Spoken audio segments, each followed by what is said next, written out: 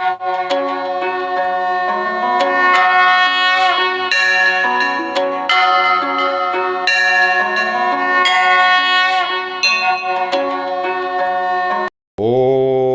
जय सियाराम मित्रों, स्वागत है आपका आदर्श धर्म सनातन धर्म यूट्यूब चैनल के प्रश्नोत्तरी कार्यक्रम में। आज का प्रश्न लिया है श्रीमान कृष्णकांत दीक्षित, भोपाल मध्य प्रदेश का।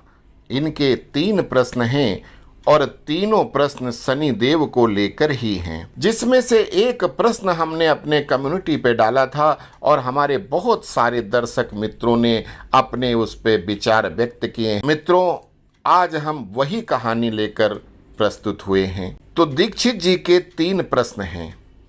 पहला, 5 वर्ष से कम आयु वाले बालक की कुंडली में शनि का स्थान क्यों नहीं होता है। दूसरा, सभी देवता एक से एक सुंदर हैं, लेकिन शनि देव राक्षसों से भी ज़्यादा काले क्यों हैं। हमने यही वाला प्रश्न उस पर पूछा था।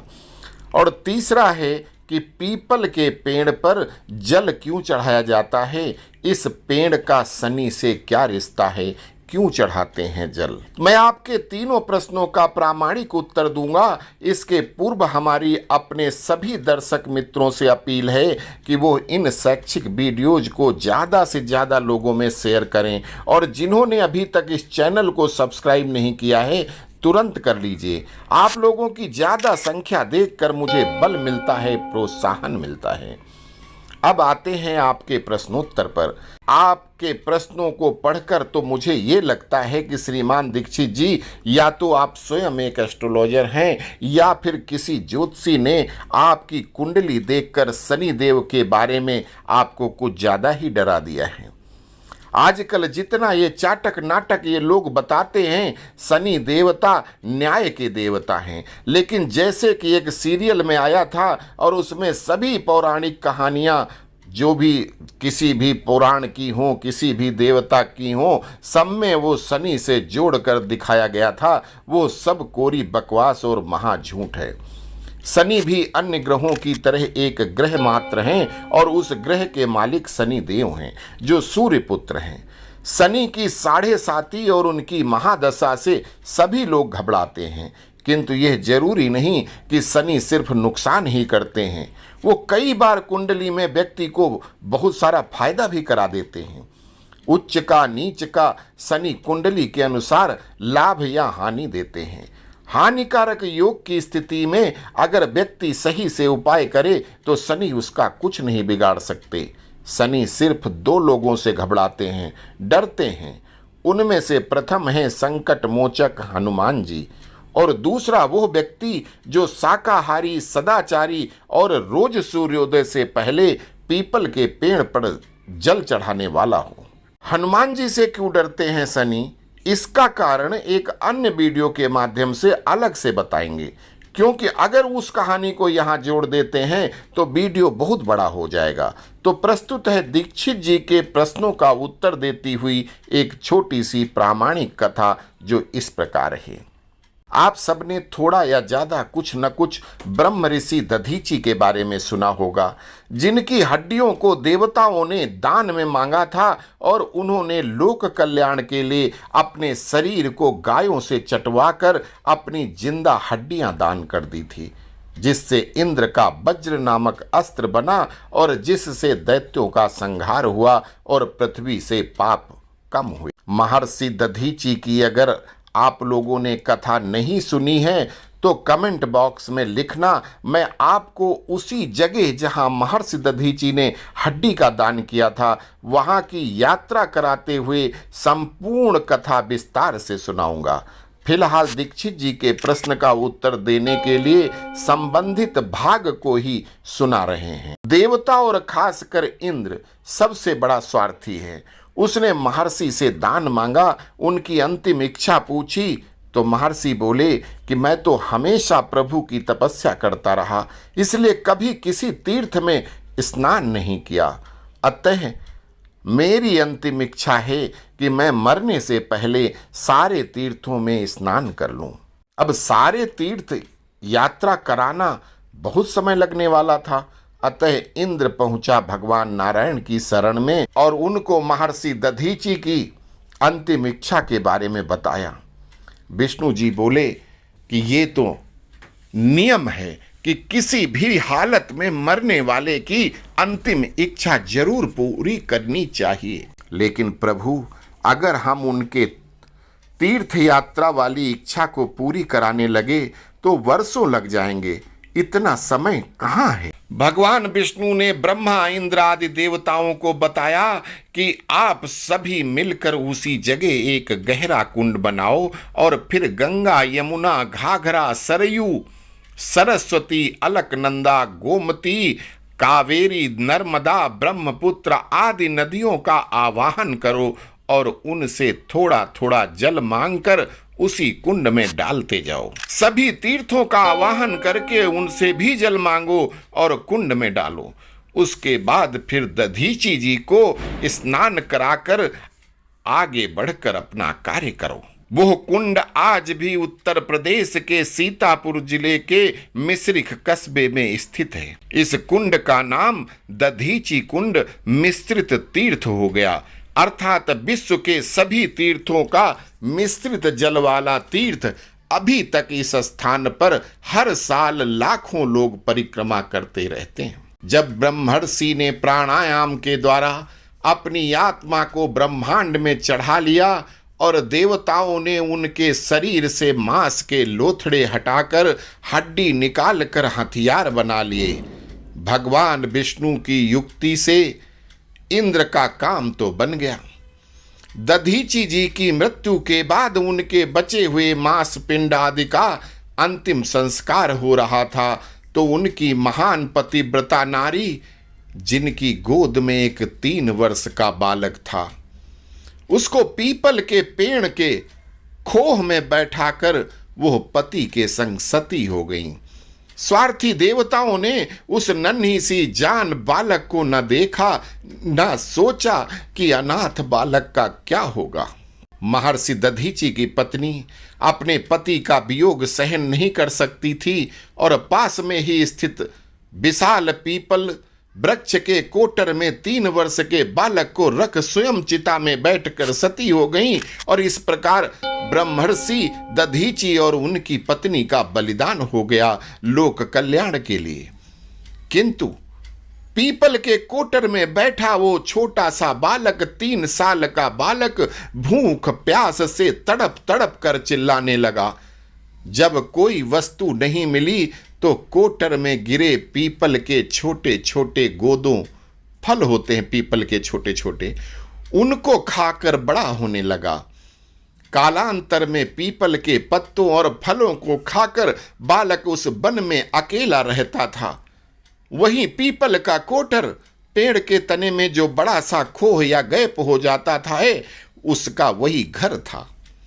एक गौ माता थी जो अपने बच्चे से थोड़ा सा दूध बचाकर चढ़ा लेती थी और वो आकर उस बालक को अपना दूध पिलाती थी और उस तरह उसका जीवन एन केन प्रकारेण सुरक्षित रहा। एक दिन देव ऋषि नारद वहां से गुजर रहे थे। नारद ने पीपल के कोटर में बालक को देखकर उनको बड़ा आश्चर्य हुआ कि अरे इस जंगल में, इस वन में ये इतना छोटा सा बालक, 5-6 साल का बालक है और ये वहां पे एक पीपल में बैठा हुआ है, पीपल के अंदर बैठा हुआ है। नारद जी का मन नहीं माना और वहां पहुंच गए।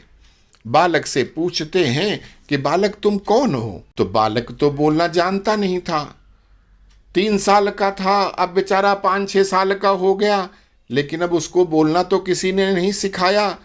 फिर भी थोड़ा बहुत जो बोल सकता था उसी में बोलता है कि मैं कौन हूं, मैं नहीं जानता। तो तुम्हारे जनक कौन हैं? अरे आपके माता पिता कौन हैं? बालक कहता यही तो मैं भी जानना चाहता हूं कि मेरे जैसा तो यहां कोई नहीं है, मैं किसका बालक हूं?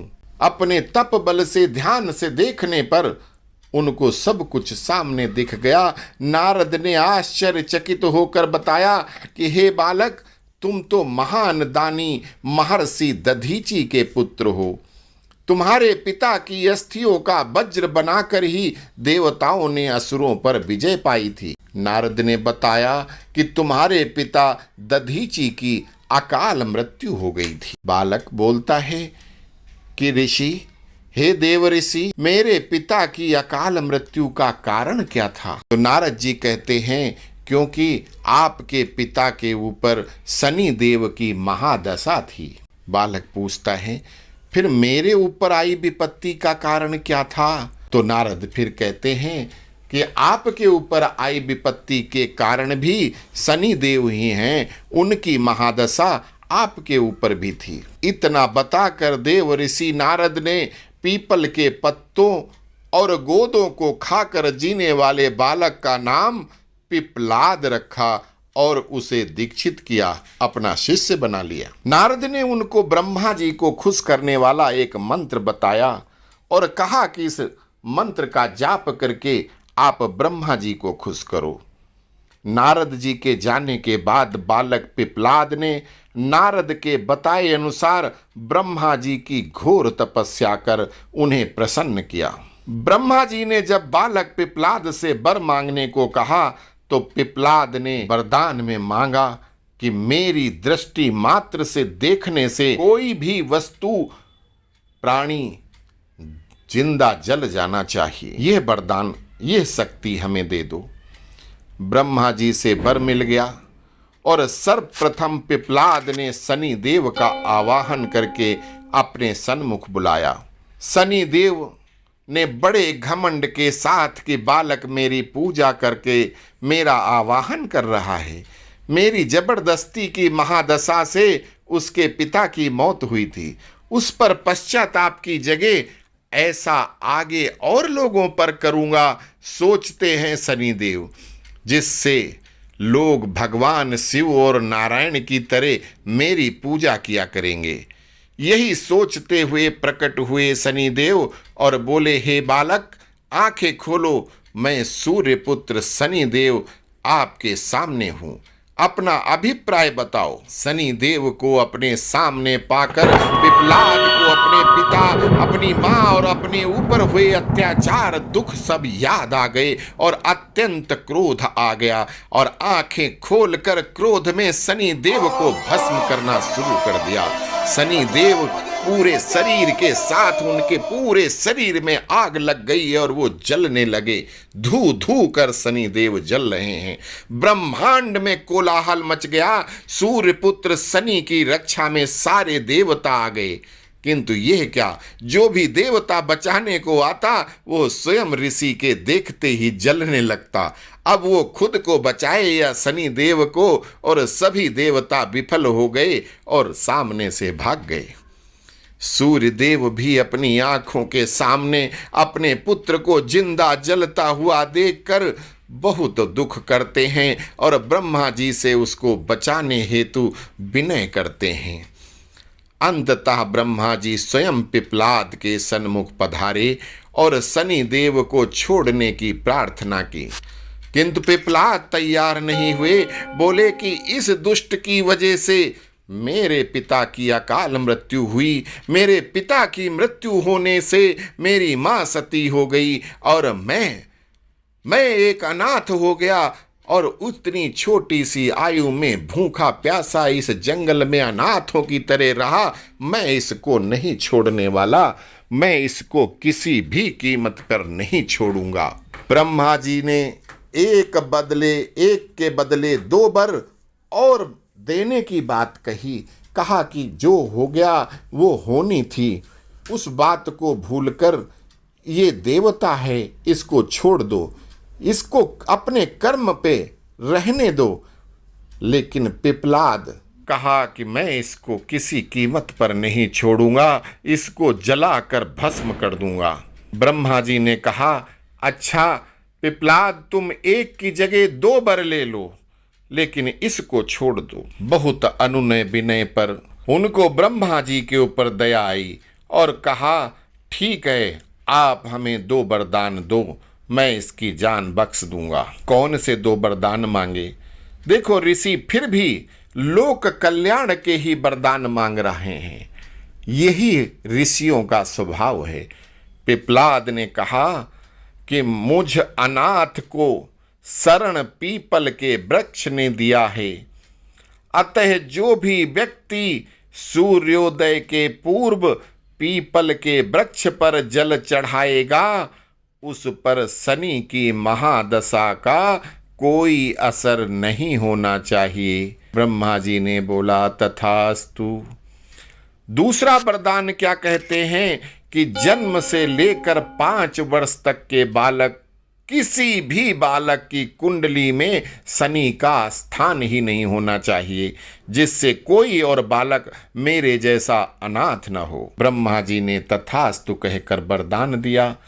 तब भी पिप्लाद का क्रोध शांत नहीं हुआ। अब पिप्लाद ने अपना ब्रह्मदंड उठाया, अर्थात ब्रह्मदंड वो जो लकड़ी का एक मजबूत डंडा होता है, उसके ऊपरी भाग में एक बगल टिकाने हेतु लकड़ी लगी होती है, और जब तपस्वी तपस्या करता है उसको टिकाता है ताकि कहीं नींद में उसका शरीर लेट न जाए। पूरी तपस्या में वो तपस्वी के शरीर से लगा रहता है, इसलिए उसमें सभी प्रकार की शक्तियों का संचार हो जाता है। आज भी बहुत से साधुओं के पास वो पवित्र दंड रहता है, उन्हें दंडी स्वामी कहते हैं। पिप्लाद ने उसी दंड से शनि देव को मार मार कर उनकी टांगों की हड्डियां तोड़ दी थीं, फिर उन्हें मुक्त कर दिया था। परिणामतः शनिदेव के पैर क्षतिग्रस्त हो गए और वे पहले जैसे तेजी से चलने लायक नहीं रहे। अतः तभी से शनि के लिए क्या कहते हैं, शनैः चरति यः शनैश्चरः, अर्थात जो धीरे धीरे चलता है वही शनैश्चर है, और शनि से वो शनैश्चर हो गए। शनि के आग में जलाने के कारण उनकी सारी जो काया है, उनकी खाल सब जलकर अंग भंग हो गए, उनका रंग काला हो गया। तो मित्रों, संप्रति शनि की काली मूर्ति और पीपल वृक्ष की पूजा का सिर्फ और सिर्फ यही धार्मिक हेतु है। आगे चलकर दधीच पुत्र पिप्लाद ने प्रश्न उपनिषद की रचना की, जो आज भी ज्ञान का बृहद भंडार है। काफी लोगों ने जवाब दिया कि शनि की माता छाया थी तो उसकी वजह से वो काले थे। नहीं, पिप्लाद वाली घटना के पहले अन्य देवताओं की तरह शनि भी एक सुंदर देवता थे। वो काले नहीं थे, काले वो पिप्लाद ने जब उनको जलाया तब हुए। लंगड़े वो तब हुए जब पिप्लाद ने मार मार कर ब्रह्मदंड से उनके पैरों की हड्डियां तोड़ डाली। तब से शनि देव सिर्फ 2 लोगों से डरते हैं। एक तो हनुमान जी से वो बहुत डरते हैं, उसकी कहानी मैं आपको कल बताऊंगा। लेकिन उन लोगों से सबसे डरते हैं जो सुबह पीपल के वृक्ष पर जल चढ़ाते हैं। तो उम्मीद करते हैं कि आपके प्रश्न का उत्तर मिल गया होगा। अस्तु। जय श्री राम।